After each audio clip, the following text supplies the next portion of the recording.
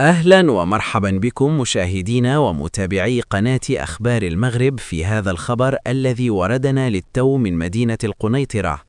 عاجل: شهد حي بئر رامي حالة استنفار أمني قصوى إثر العثور على مسدس وظيفي محشو ب25 رصاصة داخل مصاد، في واقعة يرجح أنها تعود لنسيان شرطي لسلاحه، مما استدعى حضور والي أمن القنيطرة مصطفى الوجدي شخصيا رفقة كبار المسؤولين الأمنيين والشرطة القضائية والعلمية وقائد المقاطعة السادسة لمباشرة التحقيقات وتحديد المسؤوليات في هذا الحادث، وذلك وفقا لما أوردته صفحة مرصد القنيطرة على فيسبوك التي تتابع تطورات الأبحاث الجارية في الموضوع.